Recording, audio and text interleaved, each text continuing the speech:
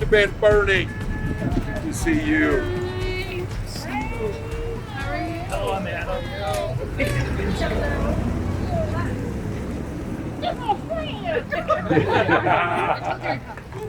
Sheletta, you just good friends. Wise counsel. Yeah. Right, you want to know this guy? You never be from This better not be the guy from the bakery. Nope. No. We insured he's not from the bakery. His birthday was for me to get vaccinated. I was more than happy to buy him an Xbox or a new pair of tennis shoes.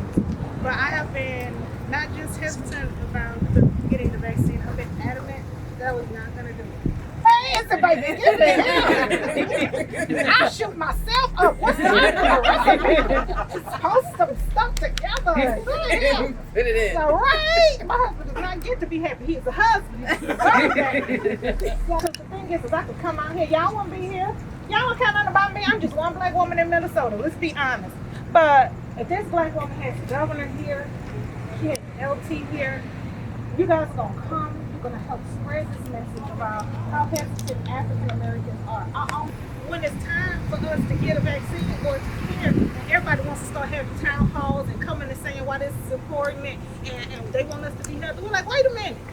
We've been asking for town halls since my great-grandmother was alive to talk about some of the racial disparities in healthcare. My husband graduated from Hy-Vee Medical College, and he got into healthcare to alleviate some of these disparities. So this is not unfamiliar. We're working, we're on the front lines, but it's still happening far too often. And so I was personally resentful of the town halls and all the stuff that they were doing and coming into the community and the churches. I'm like, what? You always remind me why we're laughing, but underneath there's always a message. And you always give me an assignment when I leave to read something or find out. And I hope you've seen that reflected as we've talked about this. Lieutenant Governor, myself, and our team have been very deliberate about making sure we address those systemic gaps that we have, the inequities in healthcare, but also to understand, as you were talking about, you said, don't you dare shame people who aren't taking the shot. Make sure you understand why they're not. And it's not the same reason. It is not the same reason. And you were very clear about this. You asked me, go read up on why black women are a little bit unsure of what's happening with this and to do the best we could. So I think with Dr. Jamello, making sure that we have physicians from the community as trusted partners to tell that story really does matter. And people are doing it, and I think again, it's bringing along, and maybe Lieutenant Governor just say a few words to folks who did this, because I've told people, if they haven't taken blood, we're going to take it this time. Don't listen to me. Swing and go find somebody else. Listen to someone else on this point. That's right. Well, thank you again. I'm so glad. I get in trouble when I talk to you on the radio because I forget that we're on the radio, right? Like I'm like, but I just, I want to just say thank you. I want to say thank you. Our partners in the pharmacies have been absolutely spectacular. There was a reason that Minnesota was consistently first or second in getting these doses out because of the organization that was in the pharmacies, that was in our medical ecosystem. So Nate, your teams have been fabulous. And I added on the extra of this. People maybe think about pharmacy workers are kind of those essential frontline workers. Every person in these stores provided food and provided supplies for us throughout the darkest days of the pandemic. So Mayor, you've got a great community that is committed to it. We're glad to be out here. I kind of got it masturbating. These are. Miss Sheletta, are you wearing Michelle Obama? Michelle Obama. Are they really? I wish she could come. I wanted her to come. But this is, I was like, she gonna have to guide my feet. I love her. I was like, Michelle, girl, get me in here. Get me in, Michelle. Great. Super easy. Tell me why you like Missy Elliott Boost Control. Shut up! Why is that? You got back to me. Shut up! If you're going to test up and get all stressed out, you know, Missy Elliott is the We bomb. left the ag secretary sitting there while we got here. Is the bomb. So wait for that. It's on Where is that. it? What happened?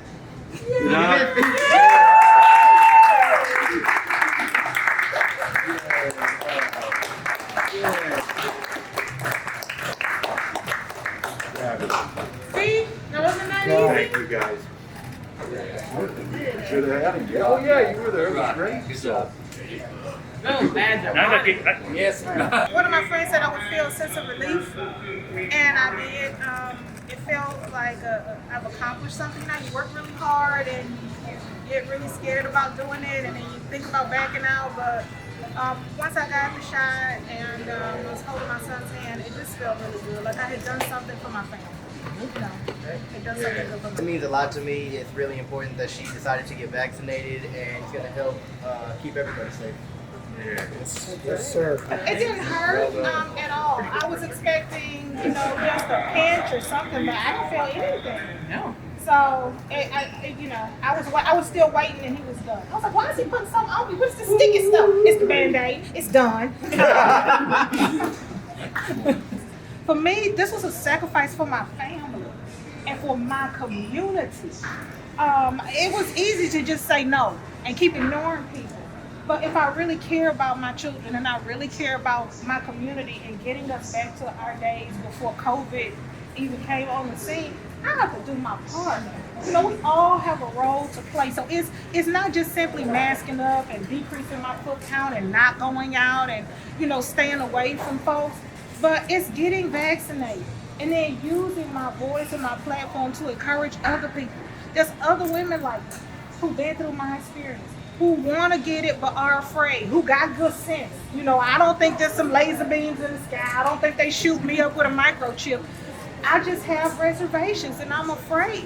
And so if they see my story that's similar to their story, then they get vaccinated and then somebody else in their family gets vaccinated. And it's a ripple effect. When I told my mother and father that I decided to get vaccinated, they shared that with some of my unvaccinated relatives. They get the shot.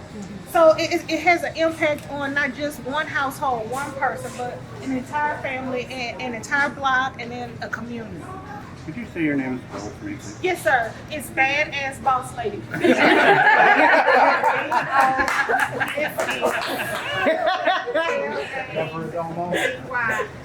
Sheletta, Brandon.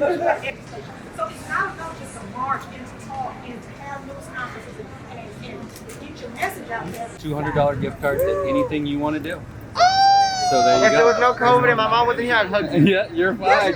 You're fine. So Thank Hy-Vee you so wanted to say much. happy birthday. Thank you. You're welcome. It means a lot. Oh my You're gosh. welcome. And I'm like, no, you're gonna listen to me talk to you. And she's like, shut up, I want to focus. And I'm like, nope, tell me what's going on. And then she got the shot. She didn't realize she got it. So she was already done. And I'm like, you can open it. It's been done. That's excellent. Nice. Yeah. Sometimes you just need to do it afraid. You do. You have to do it afraid. There's a lot of things you got to do afraid. My grandmother used to tell me that. Yeah. It's worked.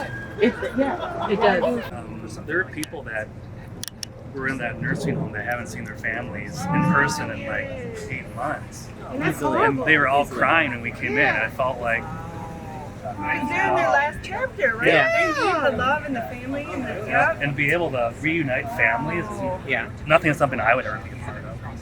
Right. You think about Yeah. that. Yeah, our first vaccine clinic at Friendship Baptist in North Minneapolis.